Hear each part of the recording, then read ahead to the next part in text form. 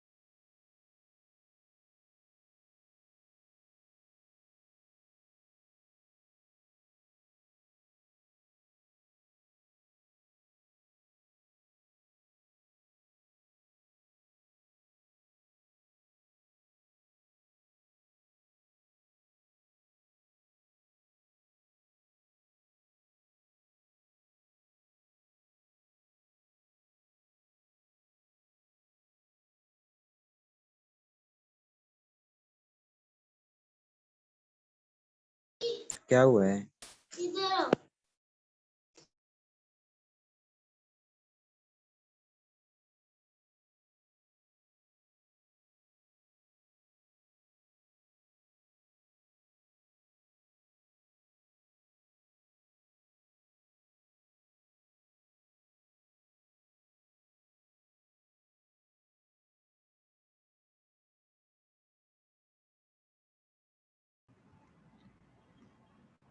बिस्मिल्लाहिर्रहमानिर्रहीम। अल्लाहुम्मा सल्ली अला मुहम्मद व अला आलि मुहम्मद। अस्सलाम वालेकुम students.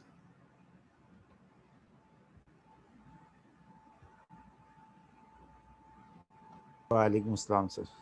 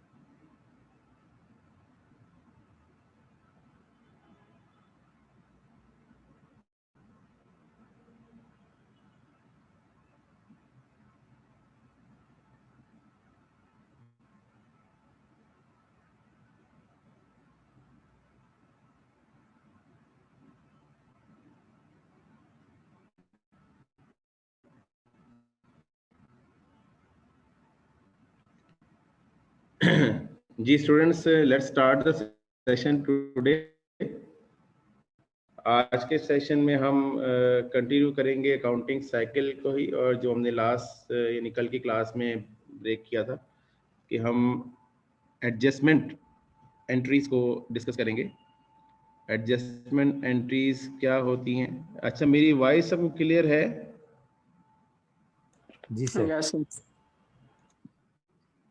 Okay, yes sir clear है। राइट, ओके जी। जी तो एडजस्टिंग एंट्रीज का कॉन्सेप्ट अब हम देखते हैं और देखते हैं कि आप आगे हमारे पास क्या है। एडजस्टिंग एंट्रीज, एडजस्टिंग एंट्रीज होंगी तो डेबिट्स एंड क्रेडिट्स इन्वॉल्व होंगे। तो आप लोग जानते हैं कि जो हम अकाउंटिंग सिस्टम स्टडी कर रहे हैं वो डबल एंट्री अकाउंटिंग सिस्टम है। और डबल एंट्री अकाउंटिंग सिस्टम से मुराद होती है कि हर ट्रांजैक्शन के दो इफेक्ट होते हैं, एक डेबिट इफेक्ट है और एक क्रेडिट इफेक्ट है। डेबिट इफेक्ट और credit effect double entry accounting कहलाता है। और ये अकाउंटिंग सिस्टम डिज़ाइन है। इसमें जो हमारी अकाउंट्स कैटेगरीज हैं उनको हम 5 बेसिक क्लासिफिकेशन में डिवाइड करते हैं, जिसमें हम अगर हम नंबरिंग करें तो एसेट्स, ठीक है, नंबर 2 पे liabilities, owners equity, revenue and expenses. ठीक है, ये 5 क्लासिफिकेशंस है। इसमें अगर हम rules of debit and credit की बात करें तो इसमें एसेट्स और एक्सपेंसेस का जो रूल है वो आइडेंटिकल है, यानी डेबिट साइड पे इंक्रीजेस रिकॉर्ड होते हैं और क्रेडिट साइड पे डिक्रीजेस रिकॉर्ड होते हैं। जबकि लायबिलिटीज, ओनर्स इक्विटी, ठीक है, ऑनर्स इक्विटी के अंदर शेयर कैपिटल अकाउंट्स वगैरह, इक्विटी अकाउंट, जितने भी हमारे इक्विटी अकाउंट हैं वो सारे इसके अंदर कवर हो जाते हैं। इसमें रिटेन अर्निंग भी कवर हो जाता है इसमें, और जो इक्विटी अकाउंट्स हम आगे स्टैंडर्ड्स में पढ़ेंगे वो सारे इक्विटी में कवर होते हैं। इन सब का जो इंक्रीजेज है वो क्रेडिट में रिकॉर्ड होता है और डिक्रीजेज है इनका डेबिट में रिकॉर्ड होता है। तो यहाँ पे एक टर्म लिखी हुई है नॉर्मल बैलेंस। नॉर्मल बैलेंस का मतलब ये होता है कि नॉर्मली इन अकाउंट का बैलेंस इस साइड पे जो है वो डिटरमिन होता है, यानी एसेट और एक्सपेंसेस हमेशा डेबिट साइड, इनका बैलेंस डेबिट पे आता है और नॉर्मली, ठीक है, और लायबिलिटीज और इक्विटी और रेवेन्यूज का जो बैलेंस है वो क्रेडिट होता है। नॉर्मल बैलेंस इनका क्रेडिट होता है, यानी इसीलिए जो इक्वालिटी है डेबिट क्रेडिट की ये इंश्योर होती है इन रूल्स को फॉलो करके। तो ये जैसे एक रिवीजन था आपका बेसिक अकाउंटिंग के जो रूल्स हैं जी। अच्छा, अब यहाँ से हम तकरीबन स्टैंडर्ड्स में इन होने लगे हैं, लेकिन फॉर्मली नहीं, स्टेप बाय स्टेप।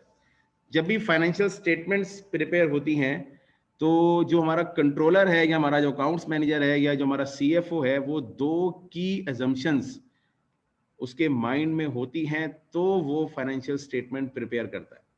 ठीक है, तो किसी को पता है कि 2 की अजम्पशंस कौन सी हैं? Anybody knows?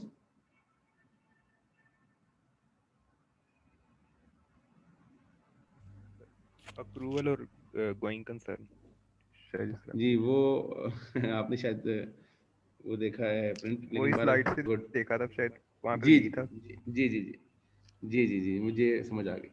नॉर्मली इसका आंसर जी किसी भी लेवल पे पूछे तो आंसर नहीं आता इस चीज़ का।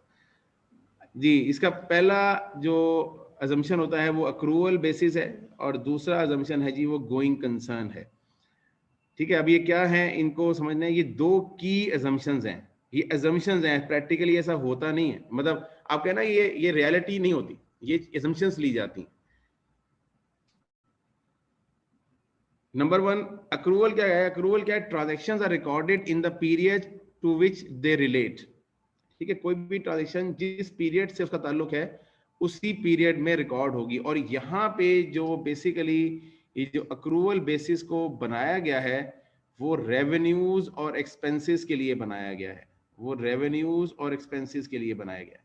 ठीक है, तो ये आप यहाँ पे चीज नोट करें कि रेवेन्यूज एंड एक्सपेंसेस, ठीक है, इन स्पेसिफिकली इन के लिए ये अक्रूवल बेसिस बनाया गया है। इसीलिए ये आगे जो पॉइंट एक्सप्लेन करने लगे हैं वो पॉइंट ये है कि जो नेक्स्ट पॉइंट है जी कि रेवेन्यूज इज रिकॉग्नाइज्ड। रिकॉग्नाइज का मतलब जहां भी रिकॉग्नाइज का वर्ड आएगा वहां का मतलब यह है कि बुक्स का पार्ट बनाया जाएगा, बुक्स में रिकॉर्ड किया जाएगा। ठीक है, so revenue is recognized when services have been performed और goods have been delivered, और इसको हम कहते हैं रियलाइजेशन प्रिंसिपल। ठीक है, और expenses are recognized when services are consumed and benefits are received, इसको हम कहते हैं मैचिंग प्रिंसिपल। ठीक है, ये दो प्रिंसिपल अंडरलाइन ये अक्रूवल बेसिस वर्क कर रहे होते हैं। किसी स्टूडेंट का ना माइक अनम्यूट है, प्लीज माइक म्यूट रखें। क्वेश्चन हो तो आप माइक अनम्यूट कीजिए please. Thank you for your coordination. Realization principle relate करता है रेवेन्यू की रिकॉग्निशन से और मैचिंग प्रिंसिपल रिलेट करता है एक्सपेंस की रिकॉर्डिंग से। और ये दोनों डिफाइन ये करते हैं कि जिस पीरियड के रेवेन्यू है उसी पीरियड में रिकॉर्ड हो, जिस पीरियड के एक्सपेंस है उसी पीरियड में रिकॉर्ड हो। इसका मतलब ये हुआ कि कैश से इसका कोई ताल्लुक नहीं है। अगर कैश रिसीव हो गया है, पे हो गया है तो वेल एंड गुड, नहीं रिसीव या पे हुआ तो आप उसके अगेंस्ट कोई अक्रूवल्स बुक करेंगे, जो कि हमने आगे डिस्कस करना है। तो ये गलत है जी, अक्रूवल बेसिस ऑफ अकाउंटिंग। दूसरा जो assumption ली जाती है वो फाइनेंशियल स्टेटमेंट प्रिपेयर करने के लिए, वो है गोइंग कंसर्न। और गोइंग कंसर्न का जो पहला पॉइंट है वो है going concern is the ability of an entity to continue its operation to a foreseeable future. Business जब अपना रिकॉर्ड मेंटेन करते हैं तो वो ये अज्यूम करते हैं कि जी हम बिजनेस कंटिन्यू करेंगे। इसको मैं थोड़ा सा और एक्सप्लेन करूंगा, लेकिन पहले इसके बाकी दोनों पॉइंट्स देख लें। The entity has neither need nor intention, ना ही उसकी नीड है, नीड से मुराद के जरूरत भी नहीं है, और इंटेंशन इरादा भी कोई नहीं है। क्या? टू क्लोज बिजनेस, बिजनेस को बंद करने का, और कर्टेल ऑपरेशंस मटीरियली, यानी बड़े पैमाने पे ऑपरेशंस बंद करने का भी इरादा नहीं है, ना उसकी जरूरत है। देखिए ना, जरूरत कब होती है? ठीक है, जब कारोबार चल नहीं रहा होता। ठीक है, तो फिर आप क्या कहते हैं जी, कारोबार क्या है, ये यूनिट बंद कर दो, ये ब्रांच बंद कर दो, ये चीज बंद कर दो। और इंटेंशन ये होती है कि आपका प्लान किसी और प्रोडक्ट में इन्वेस्ट करने का है, आपका इस बिजनेस लाइन में रहने का नहीं है। You are profitable but you are not having a further plan to continue that business, then you want to you have no intention to carry on that business. ठीक है, तो आपका ऐसा कोई ना इरादा है ना जरूरत है। ठीक है,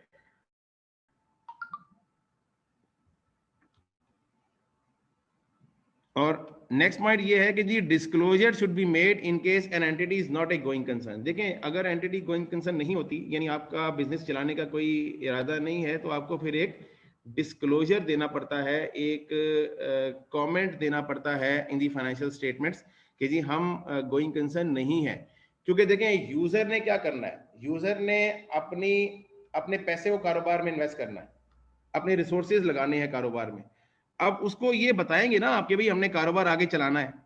अगर उसको ये पता ही नहीं है कि कारोबार आगे चलना है नहीं चलना, तो वो अपने पैसे क्यों लगाएगा? वो फिर अनसर्टेनिटी में रहेगा। तो बिजनेस डिसीजंस लेने के लिए आपको कारोबार को गोइंग कंसर्न डिक्लेयर करना पड़ता है। अच्छा, अब इसमें गोइंग कंसर्न के जो ट्रू मीनिंग वो ये है कि देखें, जैसे रियल लाइफ में होता है कि हम नॉर्मली बिहेव या नॉर्मली किसी एसेट को ऑपरेट कब करते हैं? जब हमारा उस एसेट को लॉन्ग टर्म रखने का इरादा होता है। मिसाल के तौर पे आपने एक गाड़ी अपने पास बहुत अरसे तक रखनी है, तो आप उस गाड़ी की प्रॉपर मेंटेनेंस भी करेंगे, उसमें पोशिश भी नहीं करवाएंगे, उसमें आप डिफरेंट गैजेट्स लगवाएंगे। लेकिन अगर आपका प्लान उसको नियर फ्यूचर बेच देने का है, तो आप उसके अंदर ये नॉर्मली ये चीजें नहीं लगवाते।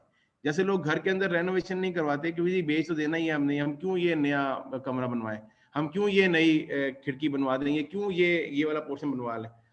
तो बिजनेस की नॉर्मल बिहेवियर उस वक्त शो होता है जब बिजनेस को कंटिन्यू रहना होता है, और तभी कारोबार के जो ऑपरेशंस हैं वो नॉर्मल रहते हैं। हाँ, अगर कारोबार आपने बंद करना है, जैसे हम IFRS 5 में जाके पढ़ेंगे कि वहाँ पे हेल्ड फॉर सेल बिजनेसेस हमने डिक्लेयर करने होते हैं, तो वहाँ पे फिर रिपोर्टिंग अकॉर्डिंगली होती है।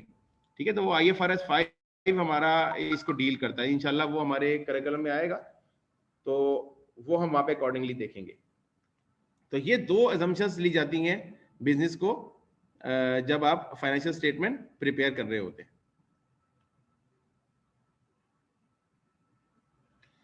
अच्छा, अब फाइनेंशियल स्टेटमेंट प्रिपेयर करने से पहले रिकॉर्ड्स की एडजस्टमेंट है, और एडजस्टमेंट की जरूरत क्यों पेश आती है? जैसे हमने कल भी बात की कि जब आप जनरल में पोस्टिंग करते हैं, सॉरी लेजर में पोस्टिंग करके ट्रायल बैलेंस प्रिपेयर कर लेते हैं, तो फिर फाइनेंशियल स्टेटमेंट्स बनाने से पहले आपको ये इंश्योर करना होता है कि जो मेरे अकाउंट्स हैं जो लेजर में रिपोर्ट हुए हैं, these show the true picture of the physical status।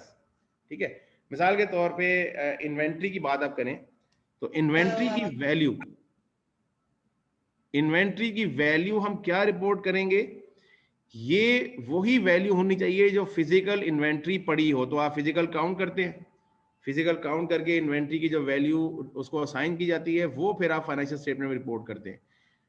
Fixed assets क्या रिपोर्ट करने हैं? वो वैल्यू आप जो फिक्स्ड एसेट का ऑडिट होता है, फिक्स्ड एसेट को काउंट किया जाता है, कितनी चेयर्स पड़ी हुई हैं, कितने AC लगे हुए हैं, कितने पंखे हैं, वो सारा फिजिकली काउंट होता है, और फिर अकॉर्डिंगली वो फाइनेंशियल स्टेटमेंट में रिपोर्ट होता है। तो एडजस्टमेंट्स की जरूरत पेश इसलिए आती है कि जो एसेट्स या लायबिलिटीज या रेवेन्यू एक्सपेंसेस जो बैलेंस शीट में या इनकम स्टेटमेंट में रिपोर्ट होंगे या फाइनेंशियल स्टेटमेंट में रिपोर्ट होंगे, उनकी वैल्यू फिजिकल के साथ मैच होनी चाहिए। तो इसीलिए एडजस्टमेंट की जाती है। तो adjustments are made to ensure that accrual basis of accounting is applied, that is all related economic events have been recorded in the books. Adjustments are made at every reporting date, that is year end, when financial statements are required to be prepared। अच्छा, अगर quarterly बनानी है ना आपने, तो फिर quarterly आपको adjustments करनी होती हैं। तो यहाँ पे चूंकि हम एनुअल रिपोर्ट्स की बात कर रहे हैं, तो फिर ये आपको रिपोर्टिंग डेट, ठीक है, और यहाँ पे एक वर्ड है रिपोर्टिंग डेट, ये भी एक स्टैंडर्ड्स का वर्ड है। रिपोर्टिंग डेट मीन्स कि वो डेट जहां तक की रिपोर्ट आपने बनानी है। ठीक है, जैसे 31 दिसंबर है, 30 जून है, ये रिपोर्टिंग डेट कहलाती है। इसके ऊपर पूरा स्टैंडर्ड हम पढ़ेंगे, इवेंट्स आफ्टर रिपोर्टिंग डेट। तो इंशाल्लाह हम उसको भी डिटेल से डिस्कस करेंगे कि रिपोर्टिंग पीरियड की क्या इश्यूज हैं जो हमें फाइनेंशियल रिपोर्टिंग के वक्त इनकाउंटर करने पड़ते हैं। जी, नेक्स्ट है जी कि one account relates to financial performance and one account relates to financial position. अच्छा, ये बड़ा थोड़ा सा डिस्कशन का पॉइंट है कि जब हम एडजस्टमेंट एंट्रीज करते हैं, तो एडजस्टमेंट एंट्रीज करते हुए डेबिट भी अकाउंट होगा, क्रेडिट भी होगा। ठीक है, तो जो एक अकाउंट जो डेबिट हो रहा होगा या जो क्रेडिट हो रहा होगा, वो इन दोनों में से कोई एक होगा। या तो वो जो डेबिट वाला अकाउंट होगा वो इन दोनों में से कोई एक होगा, यानी अगर मैं इसको यहां पे एक्सप्लेन करूं, फाइनेंशियल परफॉर्मेंस अकाउंट्स, तो फाइनेंशियल परफॉर्मेंस जो होती है वो रेवेन्यूज एंड एक्सपेंसेस से शो होती है, और फाइनेंशियल पोजीशन जो शो होती है वो एसेट्स एंड लायबिलिटी से शो होती है। अच्छा, इसलिए ये देखिएगा कि मैं यहां पे ना ये डेलिबरेटली चीज मैंने लिखी है।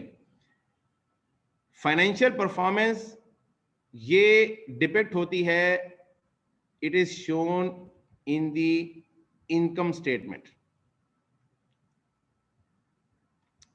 फाइनेंशियल परफॉर्मेंस इज शोन, ये जरा नोट कीजिएगा, it is shown in income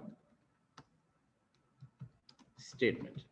ठीक है, जिसका नया नाम अभी हम डिस्कस करेंगे। इसको इनकम स्टेटमेंट अब नहीं कहते, इसको हम कहते हैं now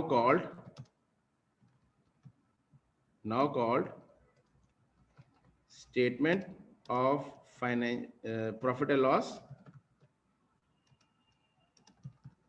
and other comprehensive income. ठीक है जी।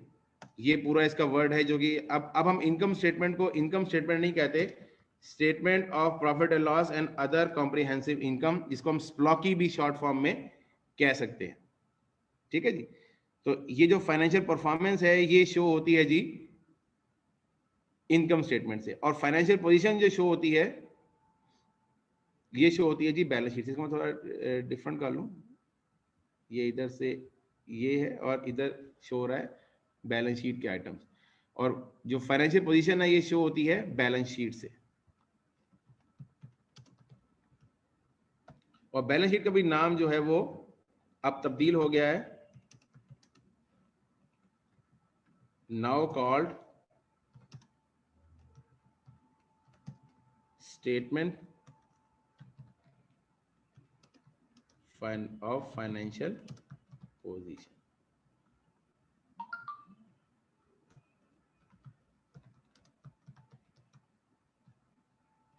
अच्छा, अब इस का मकसद क्या है कि जब हम एडजस्टमेंट करते हैं तो एडजस्टमेंट करते हुए डेबिट क्रेडिट के दो अकाउंट तो होंगे।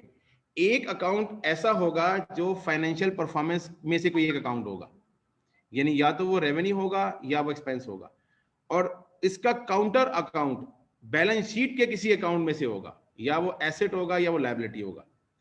यानी एडजस्टमेंट करते वक्त, अभी हम ये चीज मैं आपको टैली भी कराऊंगा जब मैं आपको न्यूमेरिकल करवाऊंगा, अभी आगे मैं नेक्स्ट स्लाइड में न्यूमेरिकल करवाने लगा हूं, कि जब हम एडजस्टमेंट करते हैं तो एडजस्टमेंट का जो निशानी है वो ये है कि एडजस्टमेंट करते वक्त डेबिट या क्रेडिट में दो अकाउंट होंगे। एक अकाउंट ऐसा होगा जो फाइनेंशियल परफॉर्मेंस में से होगा, यानी या तो वो रेवेन्यू होगा या एक्सपेंस होगा, और दूसरा अकाउंट या तो वो एसेट में से होगा या लायबिलिटी में से होगा।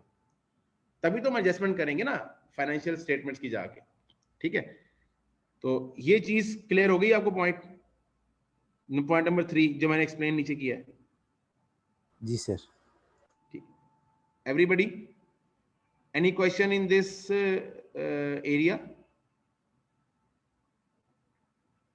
ओके,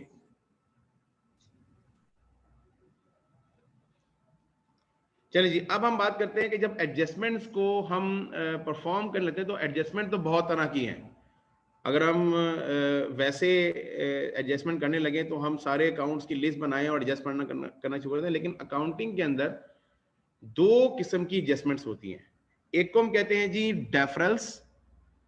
डेफरल के केस में क्या होता है कि जो कैश है वो अर्ली हो जाता है।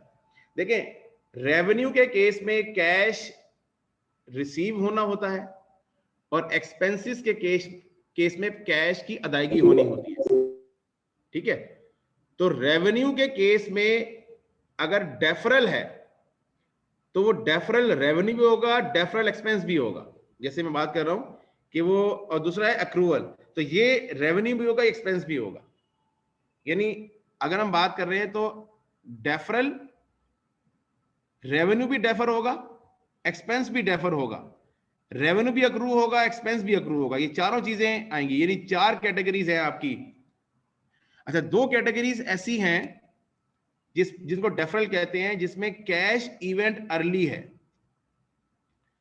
और अक्रूवल में क्या है, कैश इवेंट लेट है, रेवेन्यू पहले रिकग्नाइज हो जाएगा लेकिन कैश अभी पे नहीं हुआ, सॉरी रिसीव नहीं हुआ। एक्सपेंस पहले आप रिकॉर्ड करेंगे, कैश अभी पे नहीं हुआ। डेफरल के केस में क्या होगा, कैश पहले आ जाता है, अभी रेवेन्यू रिकग्नाइज नहीं होता, और एक्सपेंस पहले पे कर देते हैं लेकिन अभी रेवेन्यू रिकॉर्ड या हैपन नहीं होता। ठीक है, अब हमने क्या करना पड़ता है कि अगर कैश इवेंट, देखिए अगर कैश और रेवेन्यूज और एक्सपेंसेस बिल्कुल साथ साथ मैच हो रहे होते हैं ना, फिर तो कोई इश्यू नहीं होता, फिर तो कोई मैटर ही नहीं है। जैसे ही कैश पे किया, फॉरेन एक्सपेंस हो गया, आपने उसको रिकॉर्ड कर लिया। प्रॉब्लम क्या आती है जब टाइमिंग डिफरेंस आता है कैश में और रेवेन्यू और एक्सपेंस की रिकॉर्डिंग में। ठीक है, तो इस केस में 2 ये चीजें आपके सामने आती हैं। अच्छा, अब हम इसको कैटेगराइज करते हैं कि डेफरल अगर रेवेन्यू है तो उसका मतलब क्या है कि cash received before services are performed. ठीक है, आपने कैश पहले वसूल कर लिया है लेकिन अभी आपने सर्विसेज परफॉर्म नहीं की है, तो एडजस्टमेंट क्यों जरूरी होगी इसकी? एडजस्टमेंट इसलिए जरूरी होगी कि जैसे जैसे टाइम गुजरेगा हो सकता है कि आप अपनी सर्विसेज को परफॉर्म कर दें, तो मे बी पॉसिबल कि कुछ एडजस्टमेंट आपको रिक्वायर्ड हो।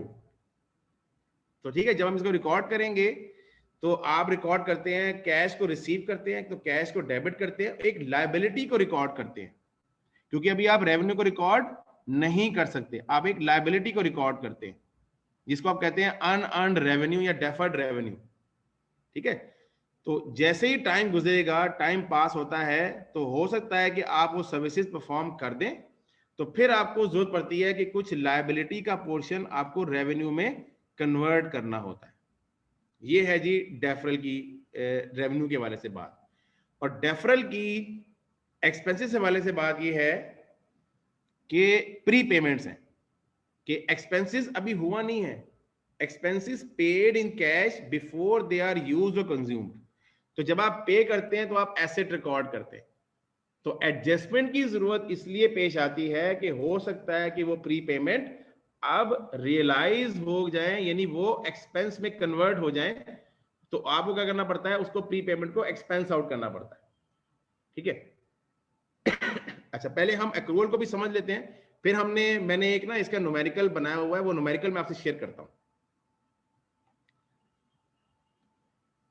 अक्रूवल में क्या होता है कि रेवेन्यू के पॉइंट ऑफ व्यू से कि आपका रेवेन्यू अर्न हो जाता है, लेकिन चूंकि कैश इवेंट लेट है तो रेवेन्यू आपको रिसीव नहीं हुआ होता, यानी services have been performed but the cash has not been collected.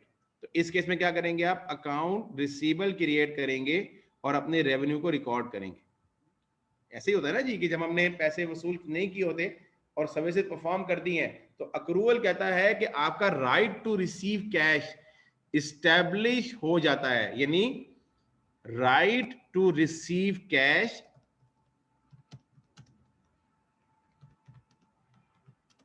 Has been established, therefore it is an asset। ठीक है, इसीलिए हम एक एसेट रिकॉर्ड करते हैं, हम एंट्री पास करते हैं अकाउंट रिसीवेबल डेबिट और सेल्स क्रेडिट, या अकाउंट रिसीवेबल डेबिट या सर्विस इनकम क्रेडिट। और अक्रूवल का एक्सपेंस के हवाले से जो एरिया है वो ये है कि बेनिफिट्स आपने रिसीव कर लिए होते हैं, लेकिन आपने अभी कैश पे नहीं किया। नॉर्मली आप सैलरीज इंप्लॉइज की अगले महीने की 5 तारीख तक पे करते हैं, लेकिन वो एक्सपेंस पिछले महीने का होता है, तो इन दैट केस आपको 31 दिसंबर को अक्रूवल बुक करना होता है कि आप कितना एक्सपेंस आपका इस पीरियड से रिलेट करता है। ठीक है, according to matching principle expenses will be recorded by creating accounts payable. यानी यहां पे क्या है, यहां पे सुनिएगा बड़ी important, right to receive cash has been establish, और यहां पे क्या नोट करें, यहां पे पॉइंट लिखेंगे ऑब्लिगेशन टू पे कैश हैज बीन एस्टैब्लिश। देखेंगे बिल्कुल मिरर इमेज है, बिल्कुल मिरर इमेज, कि आपका यहां पे राइट टू रिसीव कैश है, यहां पे राइट ऑब्लिगेशन टू पे कैश है। ठीक है, यहां पे पैसे पहले वसूल किए, यहां पैसे पहले अदा किए, ये बिल्कुल मिरर इमेज है। ठीक है, और मैं पिछली स्लाइड में एक बात शायद स्किप कर गया, वो मैं यहां पे एक्सप्लेन कर देता हूं, वो बहुत इंपॉर्टेंट पॉइंट है जी। वो ये है कि देखिए जी, ये है फाइनेंशियल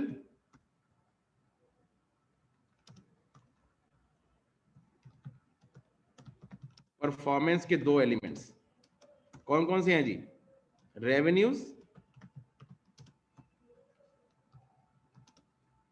और एक्सपेंसेस। ये चीजें अगर आपकी यकीन करें क्लियर होंगी ना, तो स्टैंडर्ड्स कुछ भी नहीं है आप लोगों के लिए। स्टैंडर्ड्स आपने जस्ट एक कहानी की तरह पढ़ लेने हैं, और मैं इंशाल्लाह आपको प्रूव करूंगा कि मुश्किल से मुश्किल स्टैंडर्ड, जैसे डेफर्ड टैक्स लोग कहते हैं जी बड़ा मुश्किल है, कैश फ्लो लोगों को मुश्किल लगता है, लीजिंग लोगों को मुश्किल लगता है, तो लेकिन आपको जब मैं ये चीजें क्लियर होंगी, ये कॉन्सेप्ट क्लियर होंगे, तो जब आप वो स्टैंडर्ड पढ़ेंगे तो वहां पे आप बिल्कुल एक कहानी की तरह इन चीजों को पढ़ जाएंगे इंशाल्लाह। फाइनेंशियल पोजीशन, फाइनेंशियल पोजीशन की दो चीजें हैं जी, एसेट्स और लायबिलिटीज। अब बड़ी इंपॉर्टेंट बात देखें आप,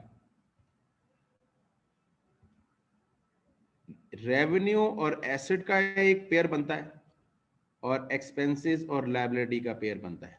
देखिए कैसे, और ये पेयर इस तरीके से आप मैच करते हैं। ये देखिए, ये ग्रेड आपको अगर समझ में आ गया ना तो आपको रिपोर्टिंग समझ में आ गई इंशाल्लाह। ये देखिए, फाइनेंशियल परफॉर्मेंस और फाइनेंशियल पोजीशन में ये दो जो ग्रेड है, मैं इसको यहाँ पे जरा कट कर दूं, ये मुझे कट करना चाहिए यहां से, पेयर है ये। हाँ जी, देखिए, जब रेवेन्यूज को रिकॉर्ड करना था तो एसेट को बिल्ड करना था।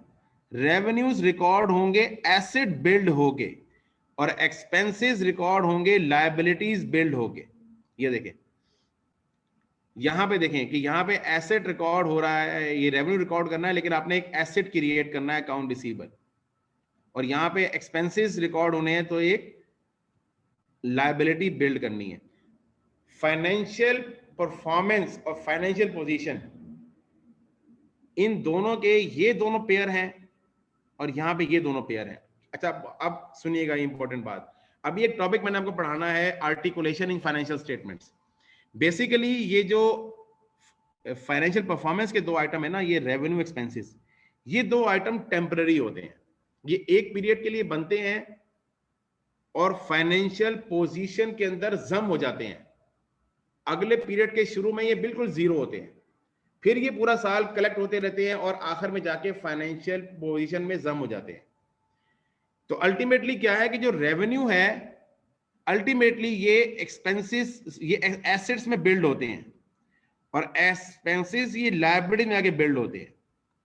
ठीक है, ये इनकी पूरी कहानी है जो कि हम एडजस्टमेंट के अंदर कर रहे होते हैं। हम कर क्या रहे होते हैं, हम एसेट्स और रेवेन्यूज को एडजस्ट कर रहे होते हैं और एक्सपेंसेस और लायबिलिटीज को एडजस्ट कर रहे होते हैं, डेफरल्स, अक्रूवल्स, रेवेन्यू, एक्सपेंसेस के हवाले से।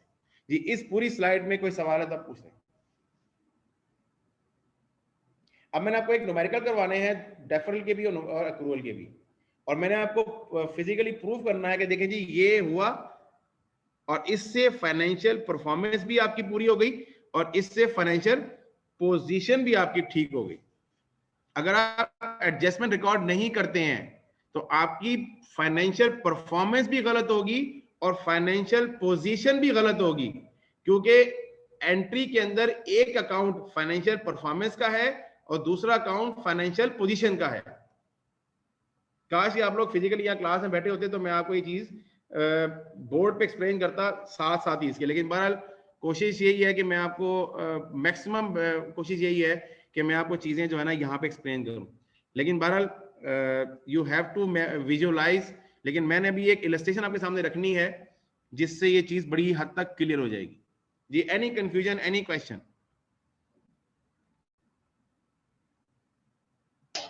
No sir. ओके जी, नहीं जी, अब हम एक इलस्ट्रेशन करेंगे। अच्छा, एक चीज ये देखें, ये मैंने पॉइंट यहाँ पे लिख भी दिया है कि ये नीचे क्यों नहीं जा रहा, बहरहाल ये इसके नीचे लिखा हुआ है, adjustment ensure that financial performance and financial position are true and fair. चलो जी, अब एक इलस्ट्रेशन करते हैं।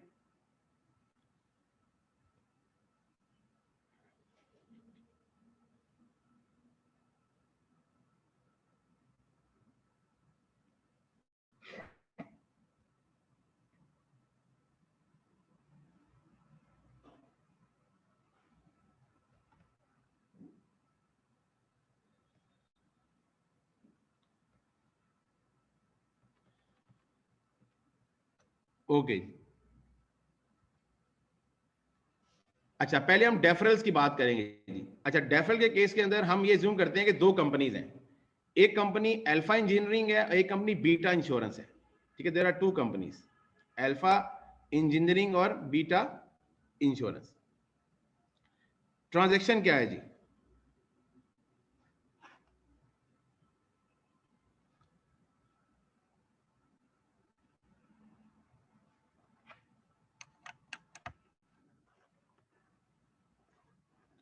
जी ट्रांजेक्शन ये है कि on October 1, 2019 Alpha Engineering paid 24,000 as insurance premium to Beta Insurance Limited against purchase of 1 year fire insurance policy related to its power plant. Both companies financial year ends on December 31. अब देखिए ये transaction आपके सामने आ गई। अच्छा, मैंने आपको explain करना है कि ये डेफरल्स में एक एरिया रेवेन्यू का है, एक एरिया एक्सपेंस का है। अब देखें, जो कंपनी पे कर रही है, अल्फा इंजीनियरिंग पे कर रही है ना, इसके लिए एक्सपेंस की बात होगी, और बीटा इंश्योरेंस रिसीव कर रही है, इसके लिए रेवेन्यू की बात होगी। ठीक है, तो चलें जी, पहले वो एंट्री करें जो उन्होंने अक्टूबर 1 को एंट्री की है। जनरल एंट्री अक्टूबर 1, अल्फा इंजीनियरिंग ने 12 महीने के लिए 24,000 पे किए हैं, तो ये क्या करेंगे, प्रीपेड इंश्योरेंस को डेबिट करेंगे 24,000 से, और कैश को क्रेडिट करेंगे 24,000 से। ये इन्होंने एंट्री पास कर ली। अच्छा, ये इन्होंने पे किया है तो इन्होंने रिसीव किया होगा, इन्होंने कैश को डेबिट किया होगा 24,000 से। भाई देखिए ना, इन्होंने अभी इंश्योरेंस की सर्विसेज रिसीव नहीं की तो इन्होंने उसको प्रीपेड इंश्योरेंस रिकॉर्ड किया, तो इनके लिए अभी एक्सपेंस नहीं हुआ। जिस तरीके से इनके लिए एक्सपेंस अभी नहीं हुआ, इस तरीके से इनके लिए इनकम भी अभी नहीं हुई, तो क्या करेंगे, ये क्या करेंगे, इसको डेफर्ड इनकम रिकॉर्ड करेंगे, या इसको अनअर्न्ड इंश्योरेंस इनकम रिकॉर्ड करेंगे, दैट इज 24,000। ये इन्होंने भी एंट्री कर ली, इन्होंने भी एंट्री कर ली, इन्होंने एसेट रिकॉर्ड किया, इन्होंने लायबिलिटी रिकॉर्ड की। चलें जी, हम क्या करते हैं, जरा रिकॉर्डिंग कर, हम अकाउंट भी बना लें ना ताकि अकाउंट भी पोस्ट करें। 24,000 ये है जी प्रीपेड इंश्योरेंस, और ये है अनअर्न्ड इंश्योरेंस इनकम। ठीक है, या डेफर्ड इनकम भी इसको आप कह सकते हैं, और हम आगे जाके इसको डेफर्ड इनकम ज्यादा कहेंगे क्योंकि स्टैंडर्ड इसको डेफर्ड इनकम कहता है। ठीक है, तो बहरहाल कोई बात नहीं, हमें कॉन्सेप्ट क्लियर होना चाहिए, अल्टरनेट नेम्स आपको भी पता होने चाहिए। प्रैक्टिकली बाज लोग इसको अनअर्न्ड इनकम कह रहे हैं, बाज इसको डेफर्ड इनकम कह रहे हैं। अच्छा, अब प्रीपेड इंश्योरेंस इन्होंने रिकॉर्ड किया 1 अक्टूबर को। चलें डेट रहने दें, वो आपको पता है, या इसको इस तरह डाल देते हैं 24,000। ठीक है जी, ये पे कर दिया, और इन्होंने क्या किया, 1 अक्टूबर को इसको लेजर में 24,000 लायबिलिटी शो कर। अच्छा, अब देखें कि टाइम गुजरता रहा और दिसंबर 31 आ गया। अच्छा, अब आप देखिए बड़ी इंपॉर्टेंट बात, अगर दिसंबर 31 पे ये ना अल्फा इंजीनियरिंग एडजस्टमेंट करे ना बीटा इंश्योरेंस एडजस्टमेंट करे, तो क्या होगा, 3 महीने गुजर चुके हैं, 3 महीने पास हो चुके हैं, 3 महीने का एक्सपेंस ये लोग रिकॉर्ड नहीं करेंगे अल्फा वाले, और 3 महीने की इनकम ये लोग रिकॉर्ड नहीं करेंगे अल्फा वाले, बीटा वाले। तो क्या होगा, अल्फा इंजीनियरिंग के लिए एसेट्स ओवर स्टेट होंगे और एक्सपेंसेस अंडर स्टेट होंगे। ठीक है, अगर एडजस्टमेंट ना हो, ये मैं लिख रहा हूं नीचे point, if adjustments are not recorded, assets will be overstated and expenses will be understated। तो क्या मुझे बताएं, एसेट्स जब ओवरस्टेटेड हैं तो क्या फाइनेंशियल पोजीशन ठीक है, नहीं ठीक है? क्या एक्सपेंसेस जब अंडर स्टेट है तो क्या फाइनेंशियल परफॉर्मेंस ठीक है, नहीं ठीक है? इधर आ जाएं बीटा कंपनी के पास, if adjustments are not made, assets sorry revenues, या पहले लायबिलिटी की बात करें, liabilities is overstated and revenues are understated, क्योंकि कोई रेवेन्यू रिकॉर्ड ही नहीं किया आपने। तो क्या मुझे बताएं, अगर लायबिलिटीज ओवरस्टेट हैं तो फाइनेंशियल परफॉर्मेंस ठीक है? नहीं ठीक है। रेवेन्यूज अंडरस्टेटेड हैं, फाइनेंशियल परफॉर्मेंस ठीक है? नहीं ठीक है। लिहाजा आपको एडजस्टमेंट करनी होगी। करें एडजस्टमेंट। जब एडजस्टमेंट करेंगे तो क्या होगा, ये लोग क्या करेंगे, इस एसेट को जितना पोर्शन आपने यूटिलाइज कर लिया है टाइम पीरियड का, वो आप एक्सपेंस में कन्वर्ट करेंगे। तो 3 महीने गुजरे हैं, 24,000 पूरे साल का था, 1 महीने का 2,000 है, 3 महीने गुजर चुके हैं, अक्टूबर, नवंबर, दिसंबर। तो इंश्योरेंस एक्सपेंस डेबिट हो जाएगा 24,000 divided by 12 multiply by 3, that will be 6,000। और प्रीपेड इंश्योरेंस क्रेडिट हो जाएगा 6,000।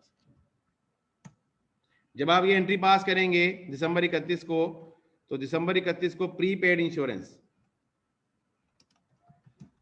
ये क्रेडिट किया आपने 6,000 से, और यहां पे आपने एक्सपेंस रिकॉर्ड किया इंश्योरेंस एक्सपेंस, ठीक है, वो 31 दिसंबर को आपने डेबिट किया 6,000 से।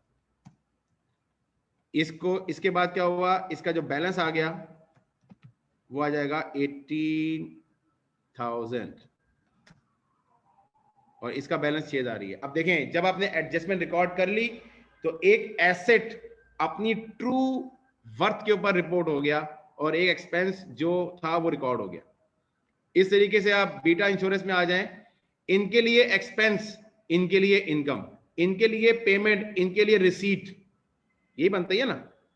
मैं इसीलिए मिरर इमेज आपके सामने बनाया है। आपने इकोनॉमिक्स में सर्कुलर फ्लो ऑफ इनकम पढ़ा होगा कि इकोनॉमीज के अंदर एक जो क्लास ऑफ पीपल है वो हाउस होल्ड्स हैं, एक बिजनेसेस हैं।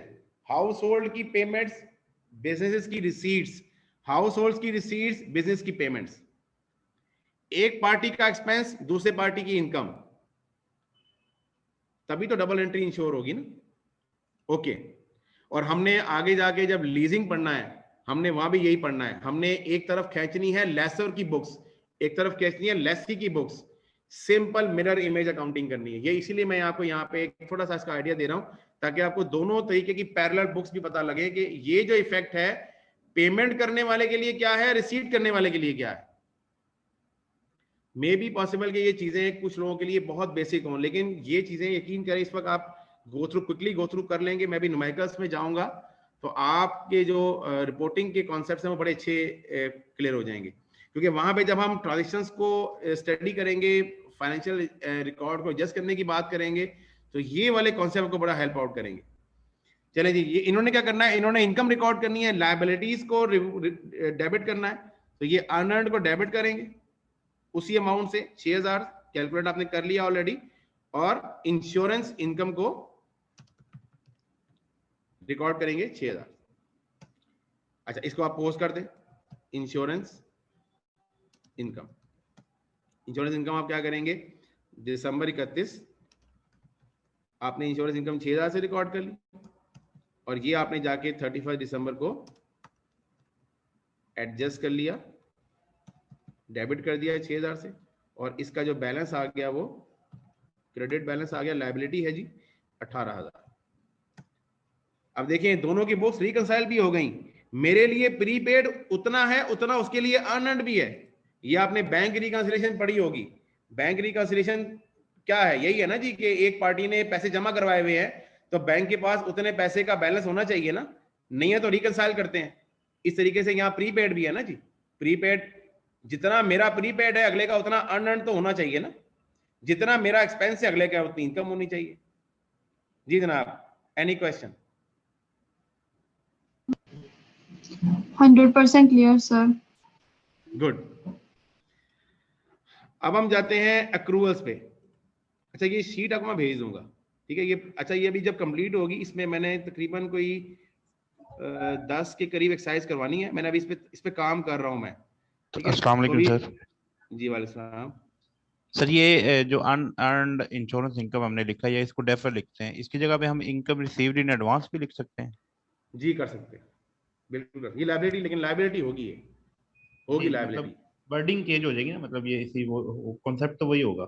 बिल्कुल, इनकम रिसीव एडवांस का वर्ड भी आप कर सकते हैं, डेफर्ड इनकम भी कर सकते हैं, अनअर्न इनकम भी कर सकते हैं, अनरियलाइज्ड इनकम भी कर सकते हैं। ये तो अकाउंटेंट की रिकॉर्डिंग के लिए, लेकिन कॉन्सेप्ट बिहाइंड तो एक ही होना चाहिए। वो कैसे, ये स्लाइड में आपको ना, ये शीट मैंने आपको इसलिए नहीं भेजी कि अभी इसमें मैंने काम करना है, यानी इस पे मैं आपको एक तो क्लास में एक्सप्लेन कर दूंगा, ये चूंकि लेक्चर रिकॉर्ड हो रहे हैं, ये आपको लेक्चर्स अवेलेबल हो जाएंगे, ठीक है। ये स्लाइड्स भी आपको मिल जाएंगी, नोट्स भी आपको टाइम टू टाइम मिलते रहेंगे, ठीक है। तो जो चीज़ें मैं क्लास में डिस्कस करूंगा, it will be all shared with you in the shared folder इंशाल्लाह।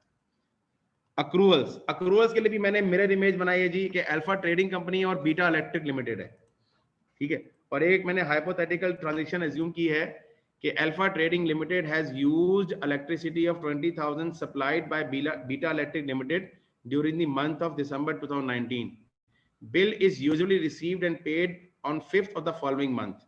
Both companies financial year ends on December 31. अब देखें, अगर ये एडजस्टमेंट रिकॉर्ड ना होती, मैं लिखूं यहाँ पे, if this adjustment is not recorded, तो क्या होता अल्फा के लिए? अल्फा ने क्या किया है, इलेक्ट्रिसिटी यूज कर ली है, कर लिया ना यूज, तो उसके लिए एक्सपेंस will be understated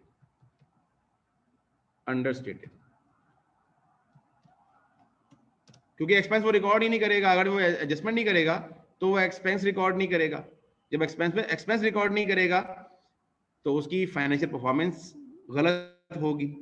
अच्छा, जब वो एक्सपेंस रिकॉर्ड नहीं करेगा तो एक उसके अगेंस्ट राइट टू पे कैश भी वो रिकॉर्ड नहीं करेगा, तो उसकी लायबिलिटी भी रिकॉर्ड नहीं होगी। Liability is understated.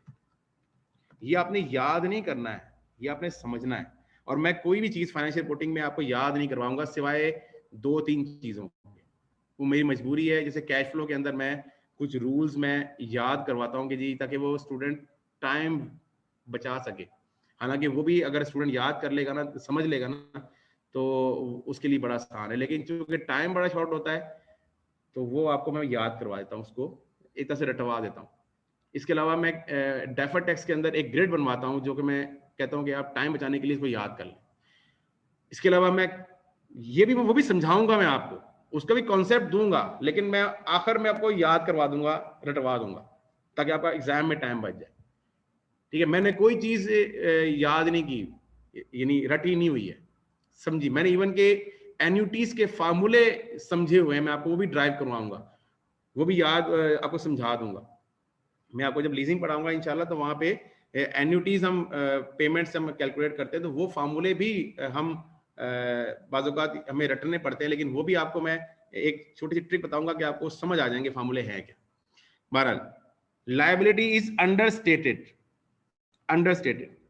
अच्छा, अब ये वाला पर्सन, यानी बुक ऑफ जो अल्फा लिमिटेड, जो बीटा इलेक्ट्रिक है, अगर ये एडजस्टमेंट ना करे तो क्या करेगा, ये इनकम रिकॉर्ड नहीं करेगा। If adjustment is not made, तो चूंकि इसने सर्विसेज परफॉर्म कर दी है ना बीटा ने, भाई इलेक्ट्रिसिटी सप्लाई कर दी है, इसके लिए इनकम एस्टैब्लिश होनी चाहिए, तो ये income will be understated and asset, क्योंकि इसको अकाउंट रिसीवेबल एक राइट टू रिसीव कैश ये रिकॉर्ड ही नहीं करेगा। इसका राइट टू रिसीव कैश हो चुका है, लेकिन चूंकि इसने बिजली सप्लाई कर दी है ना, तो राइट टू रिसीव कैश इसका एस्टैब्लिश हो चुका है, लेकिन ये रिकॉर्ड नहीं करेगा उसको, तो एसेट विल बी अंडरस्टेटेड। इस मसले को हल करने के लिए क्या होगा, अब ये स्पेलिंग आप देख लीजिएगा, क्योंकि यहाँ पे एक तो रोजा भी इस वक्त है, पीक पे चला गया बहरहाल, क्योंकि ये वर्ड नहीं है, वर्ड में तो लाल नीचे लाइन आ जाती है। इसमें खैर F7 भी है, लेकिन मैं F7 क्यों प्रेस करूंगा, अभी टाइम लग जाएगा। चलें जी, अब इसके लिए एक्सपेंस और लायबिलिटी है, ये देखें एक्सपेंस और लायबिलिटी, इसके लिए एसेट और रेवेन्यू है, इसके लिए रेवेन्यू इनकम है और एसेट है। चलें जी, ये एडजस्टमेंट एंट्री पास करेंगे। 20,000 रुपए की सप्लाईज यूज कर ली है पेमेंट नहीं की है, कोई बात नहीं, अक्रूवल बुक करेंगे। यूटिलिटीज एक्सपेंस डेबिट,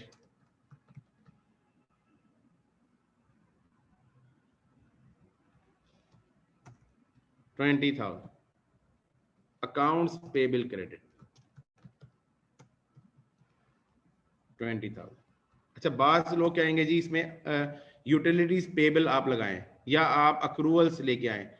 हम अकाउंट्स पेबल लेके आ रहे हैं। बाज़ औक़ात अकाउंट्स पेबल जो होता है उसको हम डिफाइन करते हैं, accounts payable is a liability in an ordinary course of business, ठीक है जी। तो और account receivable is an receivable in an ordinary course of business. तो यहाँ पे इसने पैसे रिसीव नहीं किए तो ये अकाउंट रिसीवेबल बुक करेगा। स्पेलिंग देख लीजिएगा, RECEIVABL,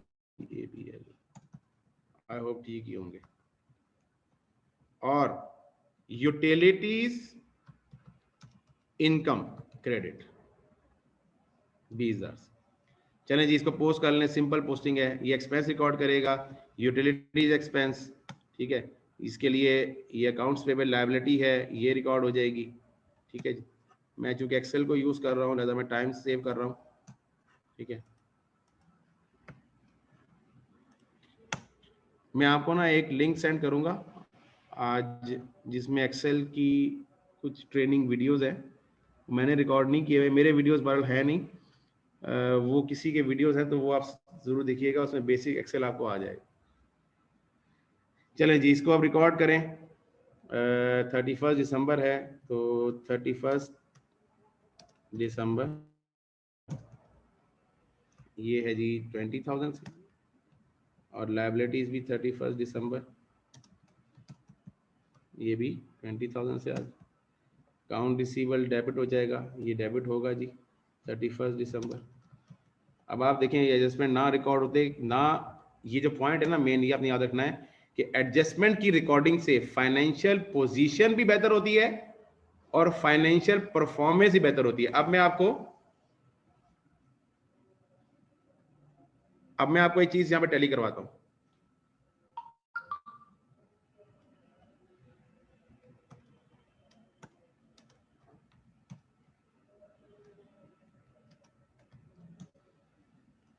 मैंने कहा था ना कि एक अकाउंट बैलेंस शीट का होगा, एक अकाउंट इनकम स्टेटमेंट का होगा, ये मैंने कहा था ना आप लोगों को। अब देखिएगा, मैं आपको टैली करवाता हूँ। ये आ जाए इधर, पहले डेफरल में आ जाए। डेफरल में ये येलो वाली एडजस्टिंग एंट्री है, ठीक है। ये एडजस्टिंग एंट्री है, ठीक है जी। यहां पे ये अक्रूवल में ये एडजस्टिंग एंट्री है और ये एडजस्टिंग एंट्री। आप देखें कि इन चारों एंट्रीज में डेबिट पे और क्रेडिट पे एक अकाउंट परफॉर्मेंस का होगा, एक पोजीशन का होगा।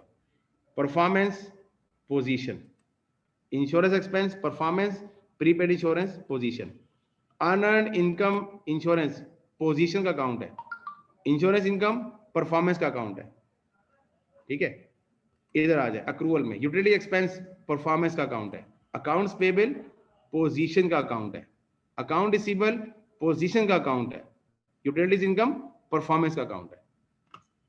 जनाब, अक्रूवल्स और डेफरल्स में कोई कंफ्यूजन है तो पूछे, मैं आपको एक एक्सरसाइज करवाता हूं नेक्स्ट, ये वाली।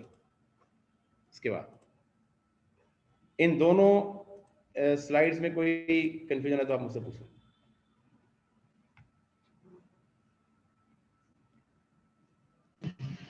Sir, no confusion.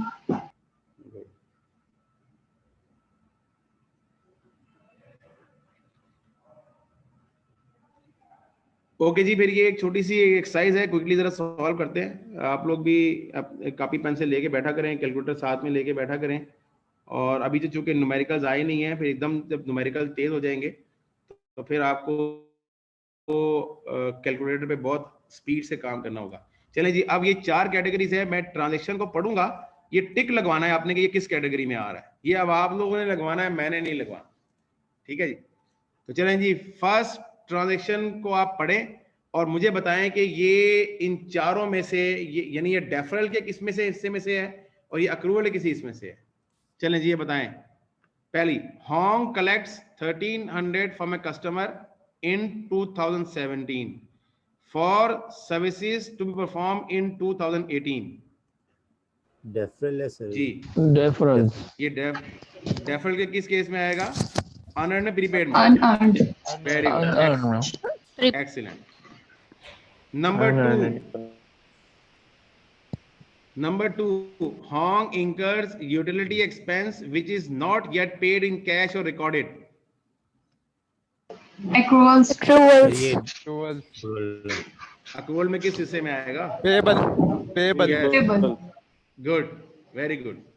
Number three, Hong employees worked 3 days in 2017 but will not be paid until 2018.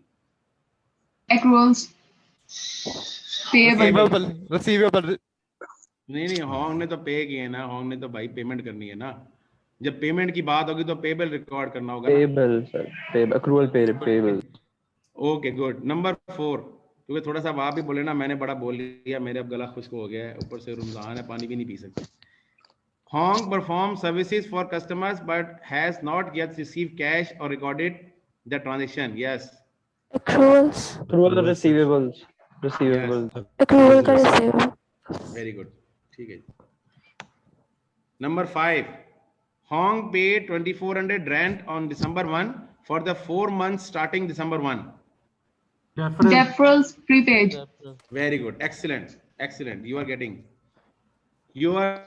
on track इंशाल्लाह, और बल्कि पहले से ट्रैक पे होंगे, थोड़ा सा मजीद सेट हो रहे हैं। Number 6, Hong received cash for future services and recorded a liability until the services were performed. Deferrals. Unearned. Very good. Number 7, Hong performed consulting services for client in December 2017. कोई बंदा पढ़े इसमें से यार, साथ में कोई पढ़े यार। Hong performed consulting services for a client in December 2017. On December 31st, it had not billed the client for services provided of $1200. जी क्या करें इसका? Accruals. Accrual payable. Accrual and payable. Payable. बेटा दोबारा देखिए, सर्विसेज परफॉर्म करते हैं तो आपको पेमेंट करनी होती है। आप ऐसी सर्विसेज कर रहे हैं कि एक तो आप सर्विस परफॉर्म भी कर रहे हैं, मतलब पेमेंट भी कर रहे हैं। Receivable. Receivable. रिसीव भाई देखिए ना, आप कोई ऐसा कारोबार करें कि आप सर्विस परफॉर्म भी कर रहे हैं और ऊपर से आप अदायगी भी कर रहे हैं, तो फिर तो आप कारोबार बंद ही कर दें। नंबर 8वां, हाँ जी, Hong Hong paid। चलिए यासीन साहब पढ़ें। जी सर, मैं पढ़ रहा हूँ। Hong paid cash for an expense and recorded an asset until the item was used up. जी Prepaid. Deferrals. Prepaid. Very good, Prepaid. Very good. Number 9, Hong purchased $900 of supplies in 2017. At year end, $400 of supplies remain unused. Deferrals and prepaid. Yes yes, क्योंकि देखिए ना, supplies आपने purchase की हैं और अभी वो पेमेंट आपने पहले कर दी है ना, अभी कंज्यूम नहीं हुई है। Yeah. नंबर 10 थोड़ा सा कंट्रोवर्शियल होता है, स्टूडेंट्स बाद में करते हैं, लेकिन बहरहाल ये इसी कैटेगरी में कहीं ना कहीं फिट होगा। करें जी फिट इसको। Hong purchased equipment on January 1, 2017. The equipment will be used for 5 years. Deferrals. Prepaid. Deferrals and prepaid. Yes excellent, क्योंकि देखिए ये Prepaid. लॉन्ग टर्म प्रीपेड है। अल्टीमेटली क्या करेंगे हम? डेप्रिसिएशन रिकॉर्ड करेंगे। तो डेप्रिसिएशन रिकॉर्ड करना, एक्सपेंस में कन्वर्ट करना ही तो है किसी एसेट को। ठीक है जी, गुड। ये लॉन्ग Yes. टर्म प्रीपेमेंट है। तो यहाँ पे अगर मैं यहाँ पे एक स्टैटिक लगा दूं, स्टैटिक वैसे लगेगा नहीं, ये लग जाएगा स्टैटिक, तो ये यहाँ पे लिख दें long term prepayment. Long term prepayment और depreciation will be recorded to convert the asset into expense। और डेप्रिसिएशन की डेफिनेशन मैंने आपको लिखवा दी है, depreciation is the conversion of asset into an expense. Depreciation का कॉन्सेप्ट भी यही है, इंशाल्लाह हम IAS 16 में पढ़ाएंगे डिटेल से, लेकिन डेप्रिसिएशन का वो बातों बातों में आपको मैंने डेफिनेशन भी लिखवा दी है। डेप्रिसिएशन एसेट की वैल्यूएशन नहीं है, डेप्रिसिएशन टूट फूट नहीं है, depreciation is the conversion of the cost of asset to an expense in the period in which services are received. ये मैं इंशाल्लाह आपको लिखवाऊंगा IAS 16 में जाके। नंबर 11 बताएं जी। Hong borrowed $10,000 on October 1, 2017, signing an 8% on 1-year note payable. जी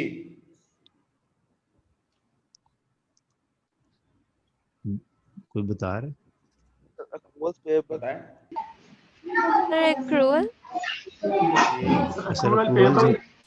जी देखिए होगा भाई इसके अक्टूबर 1 को आपने जब बोरो किया है ना, तो दिसंबर 31 को आपने जो इंटरेस्ट ड्यू हो चुका है ना, जो आपने पे नहीं किया, वो तो आपने 8 महीने, वो तो आपने 1 ईयर के बाद पे करना है ना इंटरेस्ट इकट्ठा, लेकिन जो 3 महीने का इंटरेस्ट है वो तो आपने अक्रू करना है ना, तो ये अक्रूड और पेएबल में आएगा।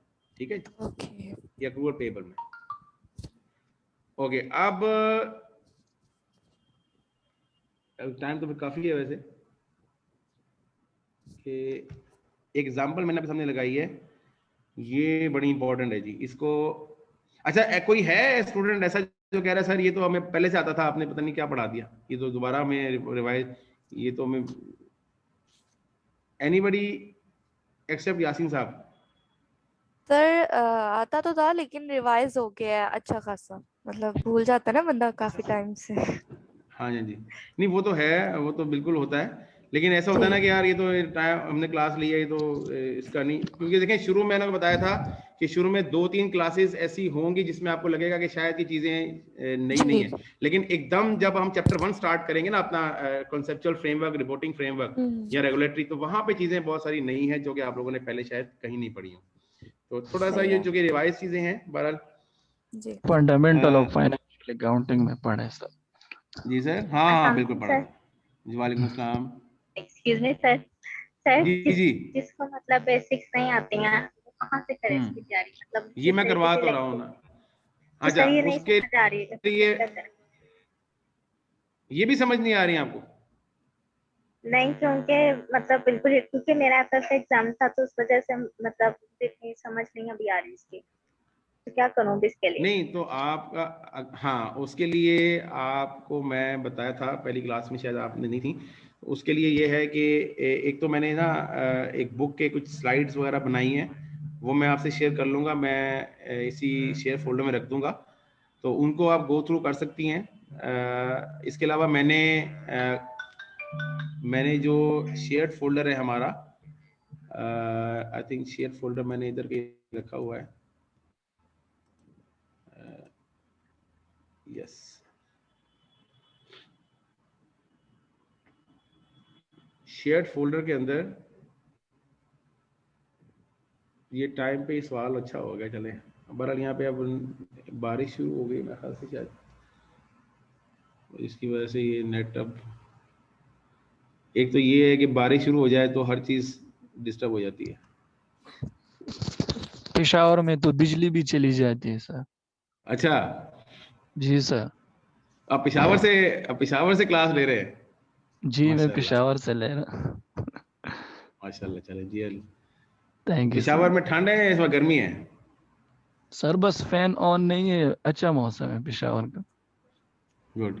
अच्छा देखें ये ड्राइव खुल गई है, इसमें एक तो ये चैप्टर 1 मैंने आज अपलोड किया है, इसी तरह ये चीजें इसमें ऐड होती रहेंगी। You keep on visiting this folder. इसमें मैंने एक बेसिक अकाउंटिंग वीडियो का फोल्डर बनाया है, बेसिक अकाउंटिंग वीडियोस का, ये अब खुल जाए सही। सर एक बात थी, कल भी मैंने कहा था सर। जी जी सर, जी कल मैंने कहा था कि ड्राइव का जो लिंक है वो हमारे जो ICMA का ग्रुप है उसके अंदर शेयर कर दे, लेकिन अभी तक शेयर नहीं हुआ। कर दिया मैंने, कर दिया हुआ है मैंने, आज सुबह दोबारा किया है। Thank you. आप किस हाँ मैंने, आपने शायद देखा नहीं है, मैंने आज सुबह मैंने जब देखा ना कि 2 हमारे स्टूडेंट ऐसे हैं जिन्होंने न्यू है, तो अब इससे फायदा ये होगा ड्राइव के लिंक को शेयर करने का कि उनको सारा मटेरियल नहीं शेयर करना पड़ेगा। पहले सेमेस्टर्स में क्या हो रहा था कि जो नया स्टूडेंट अगर ग्रुप को ज्वाइन करता था ना तो उसके लिए सारा मटेरियल दोबारा भेजना पड़ता था। ठीक है, तो अब ये है कि एक दफा लिंक उसको दोबारा भेज देंगे। तो आप मैंने देखा ना सुबह ही आज भिजवाया 7:59 पे। सर आप इसको ग्रुप के वो अबाउट में लगा दें। सर इसमें जो ग्रुप हमारा ML2FA है उसके अंदर आपने शेयर किया या किसी और ग्रुप में शेयर किया? नहीं, मेरा तो ग्रुप है जी FACR S21 जिसमें जो हमारे नाजिम साहब हैं एडमिन। सर उसमें मैं ऐड नहीं जो मेरी क्लास का ग्रुप है तो उसमें ऐड हो जाना। ये नाजिम साहब से रब्ता करें। नहीं, ICMA का ग्रुप मुझे नहीं पता वो कौन सा किसने बनाया हुआ है। तो जो बहरहाल हमारा FA का ग्रुप है ना, FACR का, financial reporting and financial accounting reporting का, उसमें नाजिम साहब हमारे एडमिन हैं, उनसे आप रब्ता करें तो वो आपको ऐड कर लेंगे। उसमें ये सारी चीजें शेयर हो रही। Thank you. अच्छा, ये बहरहाल अब पता नहीं क्यों ये इतना स्लो क्यों हो गया है। Excuse me, sir. जी जी सर शेयर फोल्डर में आपने जो चैप्टर नंबर 1 किया हुआ है अपलोड, इसमें जो आपने आज हमें प्रैक्टिस क्वेश्चंस करवाया वो नहीं दिए हुए, बाकी है। वो नहीं, वो इसलिए नहीं है कि वो मैंने अभी बताया ना कि वो खाली थे। अगर मैं आपको वो भेज देता तो उसमें तो सोल्यूशन तो नहीं होगा ना उसका। अब मैं ये जैसे ही कंप्लीट होगी ना मैं भेज दूंगा आपको। जी ठीक है। देखिए, अगर मैं आपको खाली एक्सेल स्लाइड भेजा था, एक्सेल तो बिल्कुल खाली थी, अब उसके अंदर चीजें ऐड हो गई है ना। ये देखें, ये चीजें इसमें ऐड हो गई है। पहले ये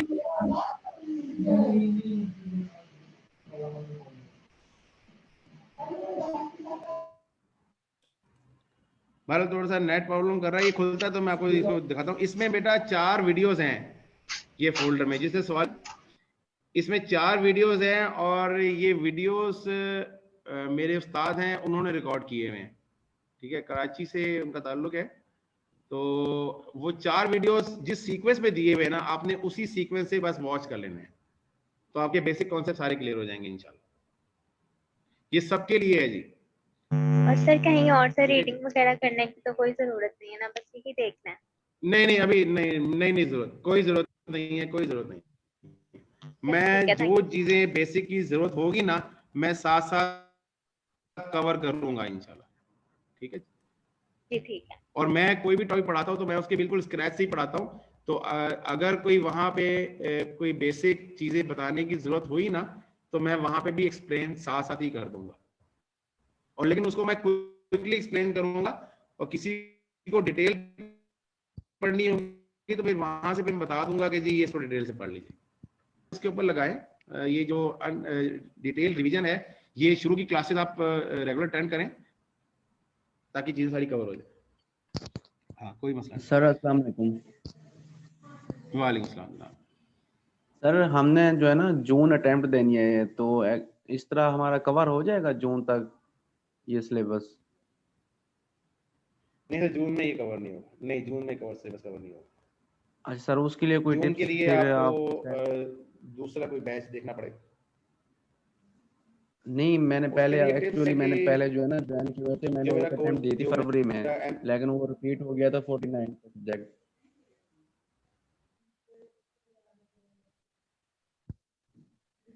उसके लिए आपके लिए ट्रिप ये है, सिर्फ आपके लिए और किसी के लिए नहीं है। सिर्फ आपके लिए ट्रिप ये है कि जो मैंने MCQ बैंक अपलोड किया हुआ है ना ये सारा सॉल्व कर ले आप पूरा 1 to all। सर वो ड्राइव में मिलेगा MCQs बैंक?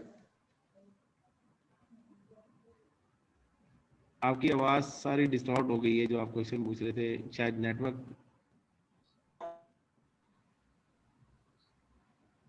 सर हमारा पेपर हमारा बताइए, आपकी आवाज नहीं मुझे आई। आपने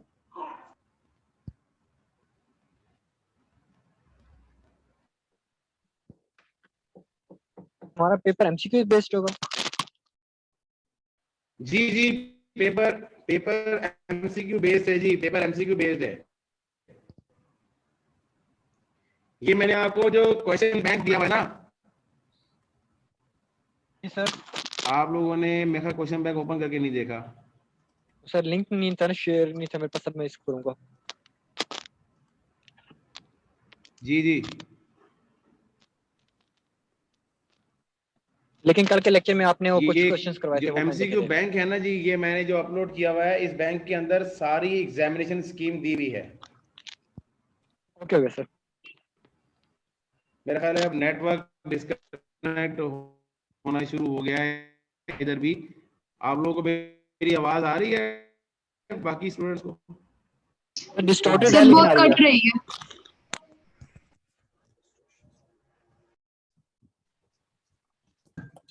सर बहुत ज्यादा कट रही है, कुछ भी समझ नहीं लग रही।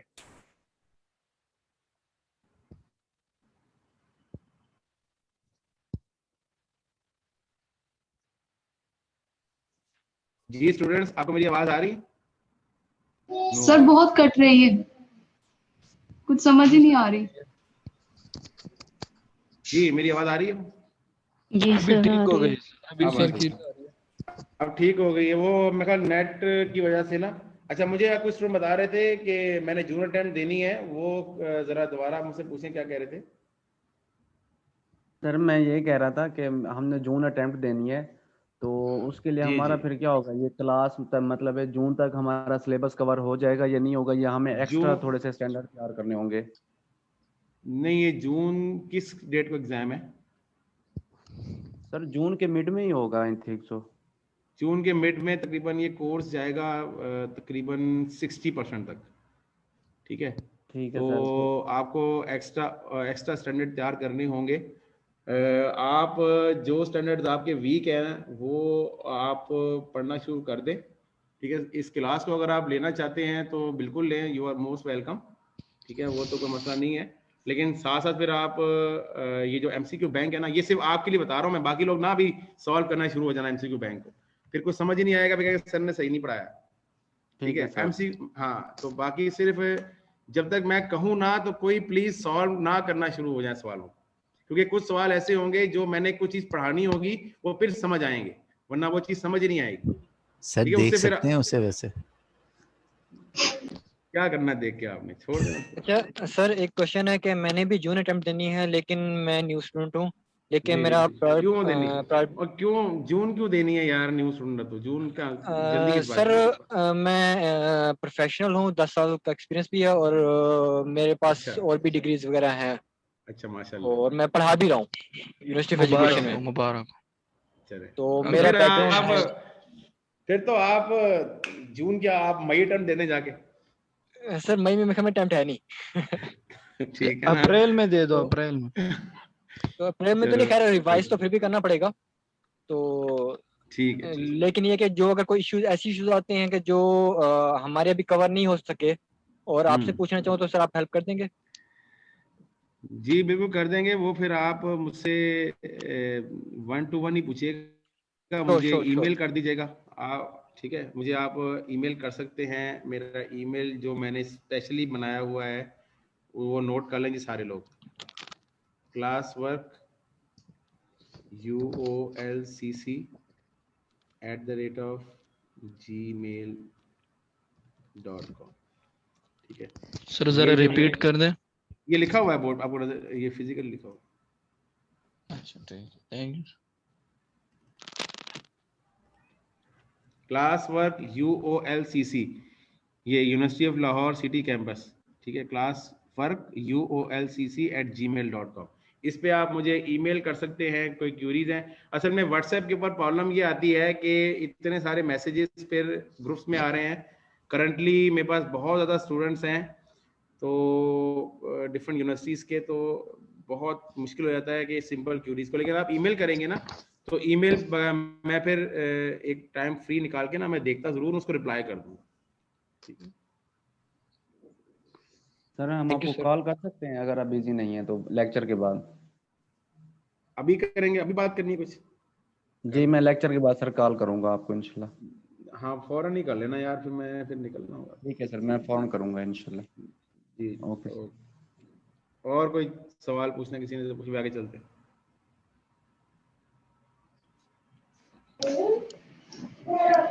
No sir.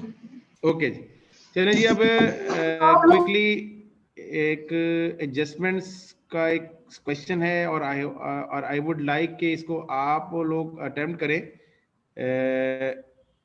ये आपके सामने एक क्वेश्चन है, इसमें आपको एक ट्रायल बैलेंस गिवन है और बैलेंसेस गिवन है, ठीक है, और नीचे कुछ एडजस्टमेंट्स की इंफॉर्मेशन गिवन है आपको, और आपने करना ये है, जो टास्क ये इज योर्स, ठीक है। ये आपने करना ये है कि ये जो नीचे एडजस्टमेंट एंड डाटा दिया हुआ है, इसकी मदद से ये एंट्रीज आपने पास करनी है। अच्छा, ये आप लोग ना फिजिकली पास कीजिएगा अपने पास, ठीक है। मैं इसको कल की क्लास में इसको मैं फिल कर दूंगा इस डाटा को, और आपने करना ये है कि इसके बाद ये जब एंट्रीज आप कर लेंगे तो आपने एडजस्टमेंट के कॉलम में इन एंट्रीज को पोस्ट करना है, और उसके बाद एडजस्टेड बैलेंसेस हर अकाउंट के कंप्यूट करने हैं। मैंने आपकी आसानी के लिए किया ये है कि मैंने जो अकाउंट नए क्रिएट होने थे ना एडजस्टमेंट के नतीजे में, वो मैंने इसमें ऐड पहले से ही कर दिए हुए, तो आपको नए अकाउंट इसमें क्रिएट नहीं करने पड़ेंगे, ठीक है। तो ये क्वेश्चन आप कल तक मुझे ये सॉल्व कीजिएगा, और मैं आपको कल ये टैली करूंगा। ये फॉर्मेट जो है ना, जो मैंने आपके सामने फॉर्मेट रखा हुआ है अनएडजस्टेड, एडजस्टमेंट और एडजस्टेड का, ये कॉलम, ये जो फॉर्मेट है, ये बहुत हेल्पफुल फॉर्मेट है, क्योंकि हम लेजर बनाए बगैर एडजस्टेड बैलेंसेस कंप्यूट कर सकते हैं डायरेक्टली, और हमें ये एडजस्टमेंट एंट्रीज की भी जरूरत नहीं पड़ेगी। मैं आपको जब कल की क्लास में इसको एक्सप्लेन करूंगा सोल्यूशन इसका, तो मैं आपको डायरेक्टली एंट्री से ये पोस्टिंग यहाँ पे करके दिखाऊंगा, तो आपने डायरेक्टली एडजस्टिंग बैलेंस निकालेंगे। लेकिन चूंकि ये अभी इनिशियल स्टेज है और इसमें कुछ स्टूडेंट ऐसे हैं कि जो बिल्कुल चीज़ों को रिवाइज अभी कर रहे हैं, तो पहले एडजस्टमेंट में एंट्री पास करें, ये आप लोगों ने खुद करनी है, और जिन लोगों का बेसिक वीक है वो एडजस्टमेंट एंट्री जरूर पास ऑन करें, ठीक है। तो ये कल हम टैली करेंगे एडजस्टेड ट्रायल बैलेंस तक, आप लोग कल कंप्लीट करके लाइएगा। इस सवाल को मैं इसका आप स्क्रीनशॉट ले लें, ठीक है जी, आप स्क्रीनशॉट ले सकते हैं, और इसका एक और हल भी है जी, ये देखिए जो मैं हल करने लगा हूं, मैं इसका स्क्रीनशॉट आपके ग्रुप में भेज रहा हूं, ठीक है। यहाँ से स्क्रीनशॉट लेके मैं आपके ग्रुप में सेंड कर देता हूँ। जी जी जी सर, जो पहले हमने 2 इलस्ट्रेशंस किए हैं उसका भी भेज दें स्क्रीनशॉट। स्क्रीनशॉट भेज दूं, मतलब या मैं फाइल ही वो भेज, स्लाइड में नहीं थे जी, आपको जैसा सही लगे। हाँ सर फाइल भेज दे, मेरा ख्याल है बेहतर हो जाएगा। मैं फाइल से भेजूंगा, मैं फाइल ही भेजूंगा, डिलीट कर दें और एग्जांपल एडजस्टमेंट तक जहां हमने कर लिए यहाँ तक ही भेज दें। चले मैं भेज दूंगा, मैं भेज दूंगा। ये मैंने वैसे दोनों, ये जो कल का मैंने सवाल आपने करना है ना, ये मैंने आपको भेज दिया हुआ है, ये अब आपको ग्रुप में सब स्टूडेंट्स को रिसीव हो जाएगा। ये नेट अब मैं कनेक्ट करता हूँ ना, तो ये हाँ जी नेट कनेक्ट हो गया मेरा, तो ये सबको रिसीव हो जाएगा, ठीक है। अच्छा, ये काफ़ी लोगों ने ज्वाइन भी किया है अभी ग्रुप, तो इसके बाद ये आप लोगों को मिलेगा। ओके, अब मेरा नहीं ख्याल कि सबको जिन्होंने बाद में ज्वाइन किया उनको ये मिला है कि नहीं मिली, ये मैंने दोबारा भेज दिया जी, ठीक है जी। तो जी सर मिल गया। जी जी, ये अब ये पता नहीं ये विजिबल है नहीं है, या इसको मैं एक और तरीके से भेज दूंगा आपको, या मैं आपको ये पूरी फाइल भेज दूंगा। ये 4 शुरू की फाइल है ना, 1 विजिबल 2 है 3 सर, 4, ठीक है। सर लास्ट 2 पॉइंट्स नहीं क्लियर हैं तो आप फाइल ही कर दें। मैं ऐसा करूंगा, ये यासीन साहब ने बिल्कुल सही कहा है, ये जो 4 शीट है ना, ये मैं आपको एक्सट्रैक्ट करके ना ये शेयर फोल्डर में रख दूंगा थोड़ी देर में, ठीक है जी। ओके ओके, फिर ये जब ये फाइल मेरी कंप्लीट हो जाएगी ना, तो आहिस्ता आहिस्ता फिर ये ऐड हो जाएगी इंशाल्लाह। ओके जी, अब हम एक बड़े इंपॉर्टेंट एरिया पे जा रहे हैं जी, अकाउंटिंग प्रिंसिपल्स के ऊपर। और अकाउंटिंग प्रिंसिपल्स, ये भी मैंने एक स्लाइड बनाई हुई है आप लोगों के लिए, ये भी मैं अभी शेयर फोल्डर में रख दूंगा, ठीक है। बल्कि ये पहले मैं शेयर फोल्डर में रख ही देता हूँ ताकि आपको ये क्लियर हो जाए।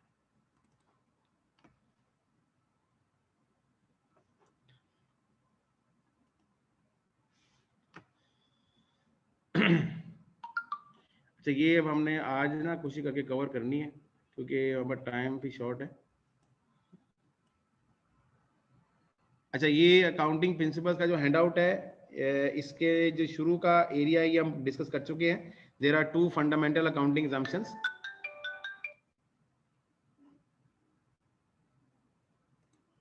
मुझे 1 मिनट दीजिएगा जरा।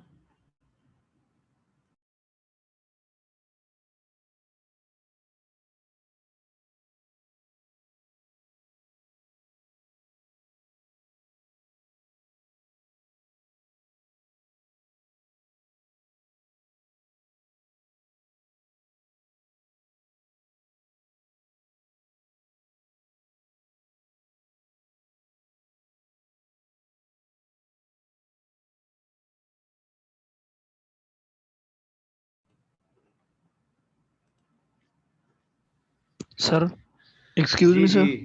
जी। सर मैं ये कह रहा था कि मतलब जो आप नोट्स यहाँ शेयर करते हैं स्लाइड्स, तो ये हमारे साथ शेयर कीजिएगा, क्योंकि हम यहाँ पर नोट करते हैं तो फिर वो पॉइंट्स जो होते हैं ना, आप जो बोलते हैं वर्डिंग, फिर वो हमसे रह सर जाते हैं। मैंने बिल्कुल अर्ज किया है कि जो चीज़ें मैं आपको यहाँ पे डिस्कस करूंगा ना, वो शेयर्ड फोल्डर में रख दूंगा, तो आप okay share sir. Folder access, हाँ ये ऐसा ही होगा हर जी, क्लास थैंक यू के, सर। हाँ हर क्लास के एंड पे जो चीज़ें उस क्लास में डिस्कस हुई होंगी वो शेयर्ड फोल्डर में रख दी जाएंगी। आपने बस इसलिए वो मैंने लिंक आपको ऑलरेडी शेयर कर दिया है। जी सर, मिल गए हैं sir, thank you sir, thank you. Good. Sir ji. Sir first slide में से मुझे मैचिंग प्रिंसिपल की समझ नहीं आई थी, अगर आप रिवाइज कर रहे हो। मैचिंग प्रिंसिपल ये होता है कि जो एक्सपेंस आप रिपोर्ट कर रहे होते हैं ना, वो उसी पीरियड से रिलेट करना चाहिए जिस पीरियड में वो अकर हुआ है। अच्छा पहले मुझे ये बताया एक्सपेंस करते क्यों हैं हम? एक्सपेंस इसलिए करते हैं ना कि रेवेन्यू कमाया जाए, इसलिए करते हैं ना। तो जिस पीरियड का रेवेन्यू होता है उसी पीरियड के एक्सपेंसेस के साथ मैच होना चाहिए,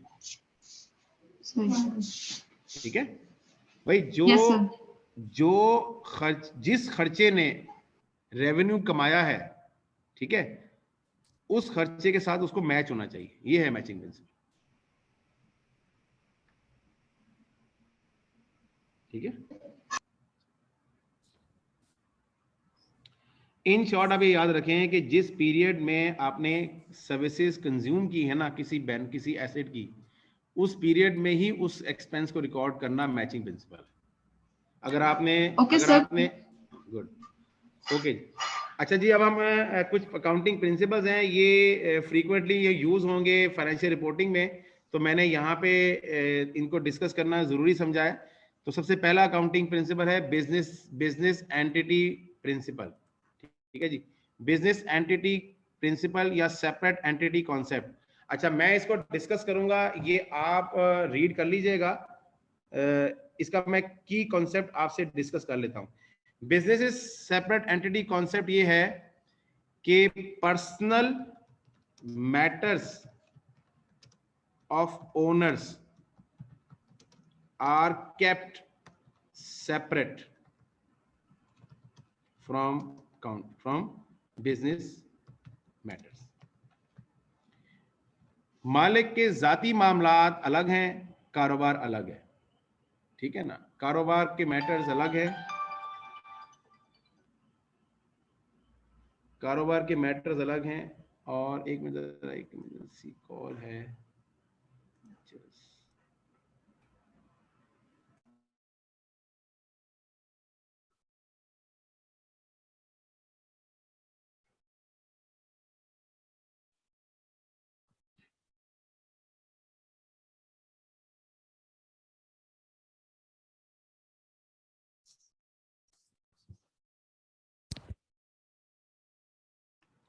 ओके जी। Personal matters of owners are kept separate from business matters, ये है जी बिजनेस एंटिटी कॉन्सेप्ट।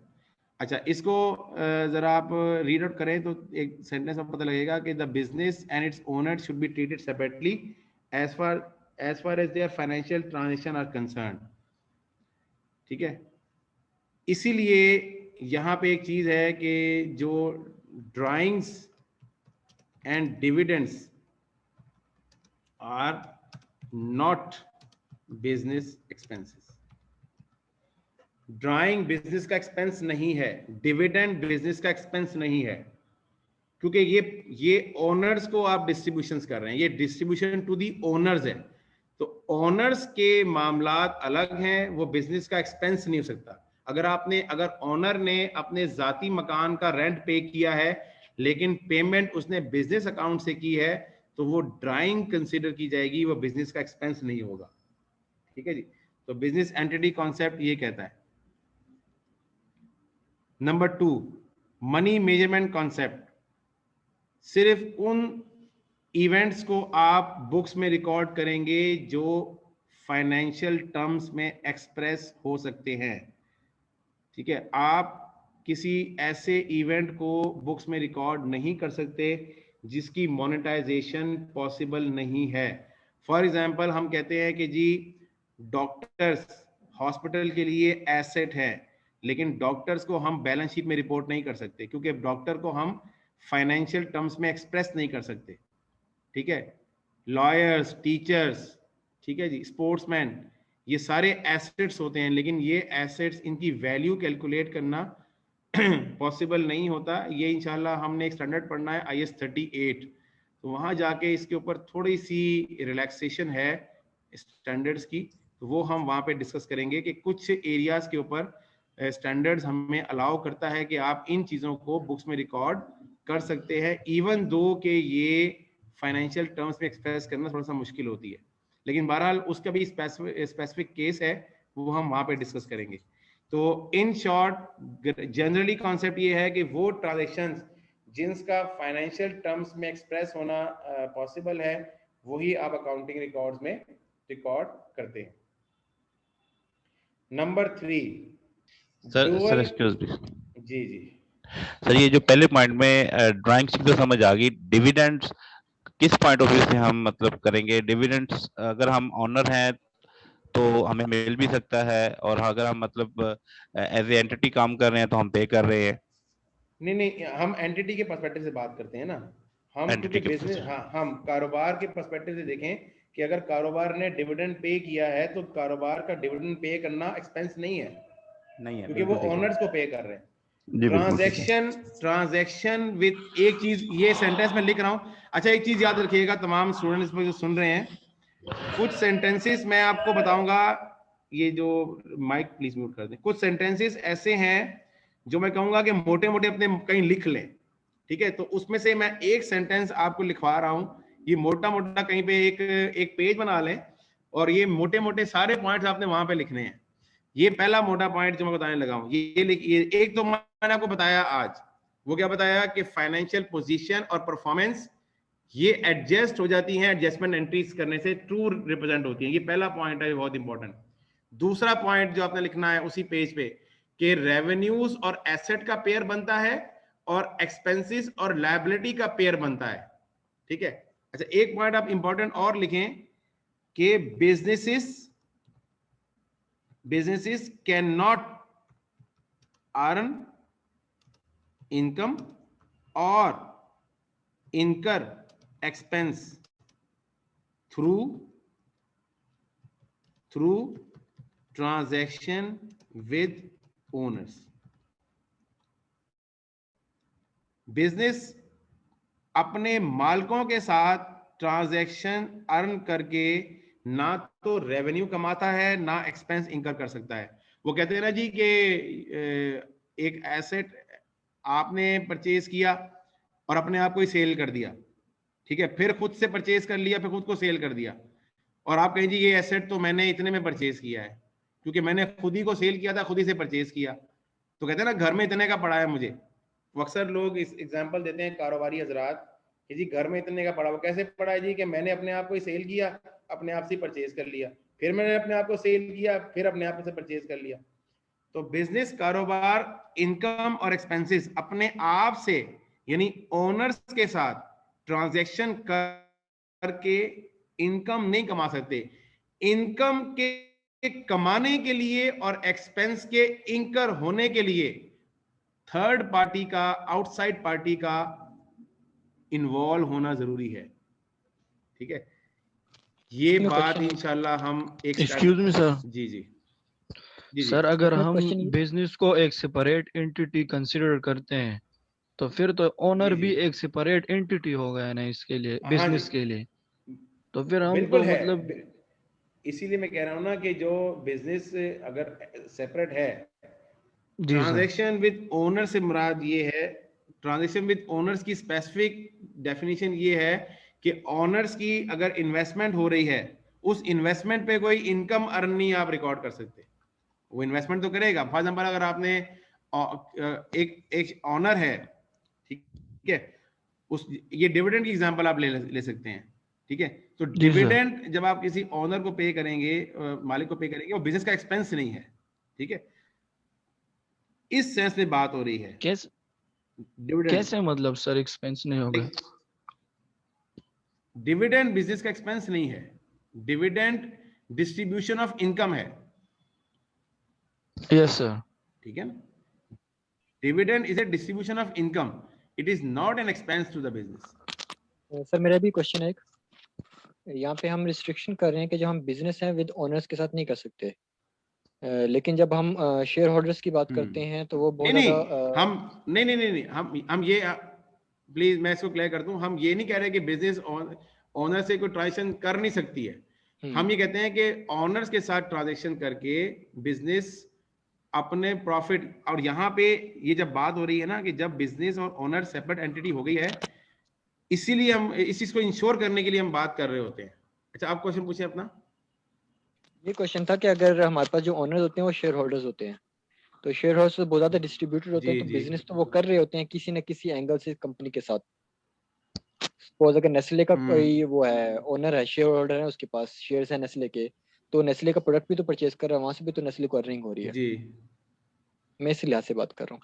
बिल्कुल ऐसे ही है, लेकिन बिल्कुल सही है वो इन टर्म्स ऑफ वहां पे उसकी पोजीशन कस्टमर की है, ऑनर की नहीं है। वो ऑनर्स की हैसियत से बिजनेस से डील नहीं कर रहा, ठीक है, वो एज अ कस्टमर की हैसियत से कर रहा है। अगर वो ऑनर की हैसियत से कर रहा होता है, उस केस में वो इनकम नहीं कमा सकता। लेकिन अगर एक लेट्स सपोज आपने कहा जी कि वो शेयर होल्डर है और वो नेस्ले की प्रोडक्ट परचेज कर रहा है, तो वहां पे वो कस्टमर है, वहां पे वो ऑनर नहीं है, ठीक है ना, ये बात।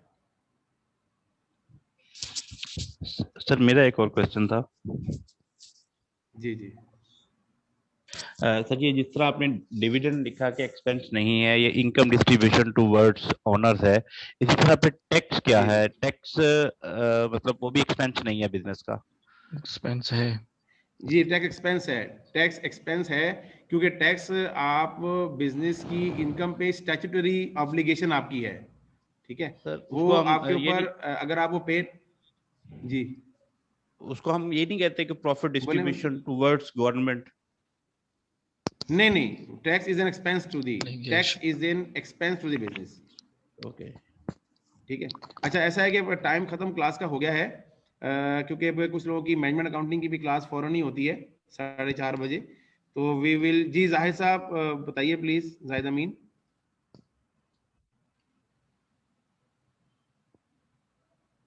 जाहिद अमीन,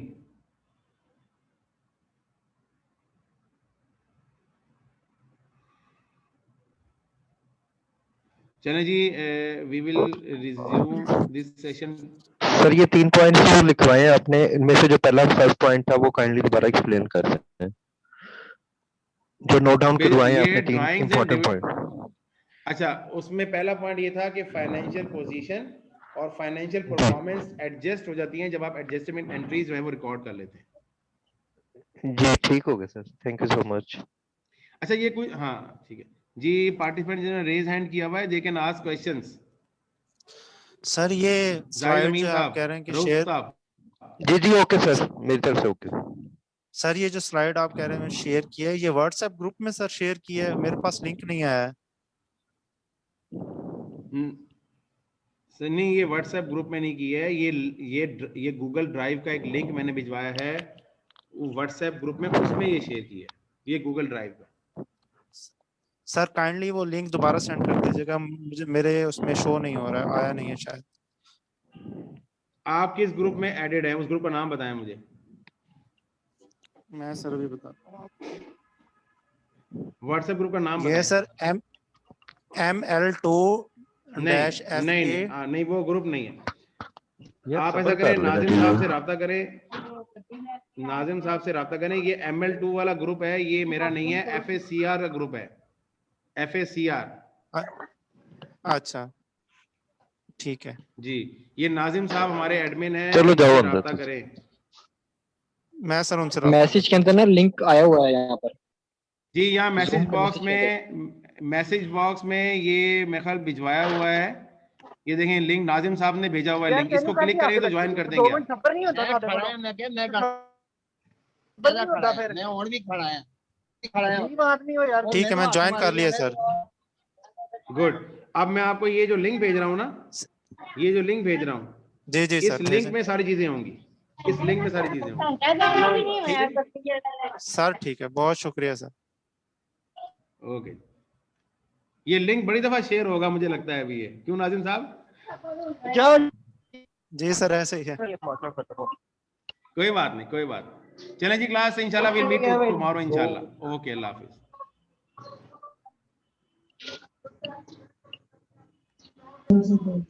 अल्लाह हाफिज। ਮੈਨੂੰ ਤਾਂ ਲੋਕਾਂ ਦੇ ਨਹੀਂ ਸਮਝ ਆਉਂਦੀ, ਮੈਂ ਕਿਤੇ ਦੇ ਨਾ ਇੱਥੇ ਪੈਟਰੋਲ ਛੱਡ ਕੇ ਅੱਗ ਲਾ ਦੇਣੀ। गुलाम भाई टोल एक मिनट ठहर गया।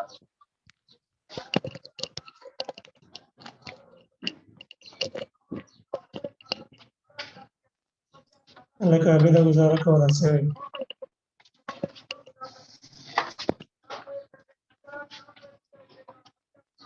तमीज ही नहीं है जो पूरी